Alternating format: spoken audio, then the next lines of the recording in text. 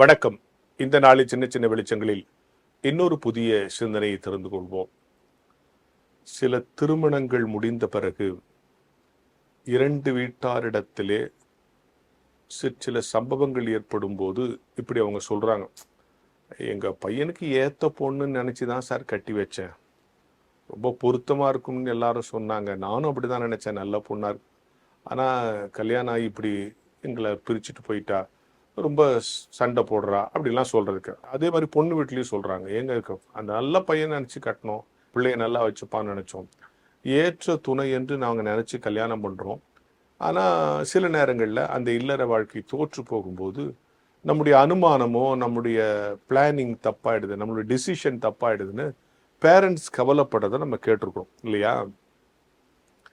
இதை ஒருத்தட்ட சொன்னேன், நம்ம என்னதான் யோசித்துனாலும் கணவன் மனைவி இணைந்து வாழ்றதுன்றது கடவுள் கையில தான் சார் இருக்குன்னு. அப்ப அவர் ஒரு பதில் சொன்னார் பாருங்க, ஆதாமுக்கு ஏவாளை யார் கல்யாணம் பண்ணி வச்சது? கடவுள் தான்.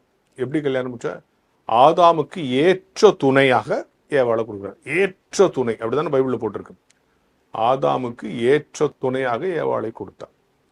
ஏற்ற துணைனா பர்ஃபெக்ட் கம்பெனி, பர்ஃபெக்ட் கம்பேனியன், ஏற்ற துணை. ஆனா அவளே தப்பு பண்ணிட்டு தான் தப்பு பண்ணது இல்லாம புருஷனையும் தப்பு பண்ண வச்சால. ஏற்ற துணை, கடவுளால் பார்த்து வைக்கப்பட்ட ஏற்ற துணையை தப்பு செய்து இதுக்கு என்ன சொல்றீங்கன்றார்.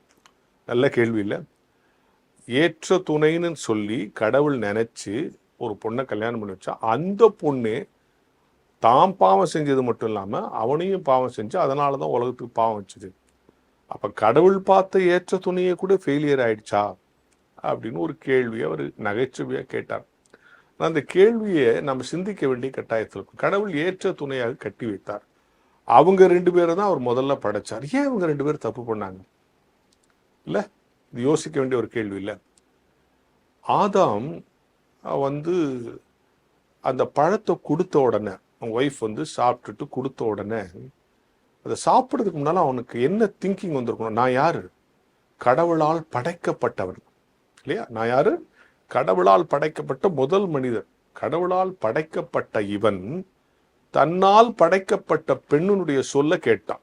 இதுதான் ப்ராப்ளம். ஆதாமுடைய பிரச்சனை என்ன? தான் கடவுளால் படைக்கப்பட்டவன் என்பதை ஒரு நிமிஷம் மறந்து தனக்கு படைக்கப்பட்ட பெண்ணின் சொல்லை கேட்டான். இது ஆதாம் செஞ்ச தப்பு. ஏவாள் செஞ்ச தப்பு என்ன தெரியுமா? நான் யாரு? கடவுளால் ஆதாமுக்கு கொடுக்கப்பட்டவள், தான் கொடுக்கப்பட்டவள் என்பதை மறந்து சாத்தான் கொடுத்த பழத்தை சாப்பிட்டான். இதுதான் அவங்க ரெண்டு பேருக்கு பிரச்சனை. ஆதாம் தான் கடவுளால் படைக்கப்பட்டவன் என்பதை மறந்தான், ஏவாள் கடவுளால் நான் ஆதாமுக்கு கொடுக்கப்பட்டவன் என்பதை மறந்தான். இன்றைக்கும் இதுதான் பிரச்சனை. நமக்கு தப்பு செய்யும் சூழல் வரும்போது நம்ம யாரு? கடவுள் பிள்ளைகள் அப்படிங்கிற நினைப்பு நமக்கு இருந்தா தப்பு செய்ய மாட்டோம். நம்ம கடவுளால் படைக்கப்பட்டவர்கள்.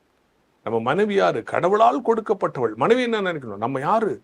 கடவுளால் இவருக்கு கொடுக்கப்பட்டவர். அப்ப நம்ம எவ்வளவு ஒழுங்கா இருக்கணும். அப்போ கணவன் மனைவி வாழ்க்கையில மட்டும் இல்ல, எல்லா சூழலிலும் தப்பு செய்ய உனக்கு வாய்ப்பு வருகிற பொழுதெல்லாம் நம்ம கடவுளால் படைக்கப்பட்டவர்கள். இந்த நிறுவனத்துக்கு, இந்த பள்ளிக்கூடத்துக்கு, இந்த திருச்சபைக்கு கடவுளால் நாம் கொடுக்கப்பட்டவர்கள், நாம் படைக்கப்பட்டவர்கள், இந்த பணிக்காக கொடுக்கப்பட்டவர்கள் என்ற நினைப்பு இருந்தா நம்ம தப்பு செய்ய மாட்டோம். இந்த ரெண்டையும் மறந்ததுனால தான் அவங்க தப்பு செஞ்சாங்க. ஏற்ற துணை தான். ஏன் தப்பு செஞ்சாங்க?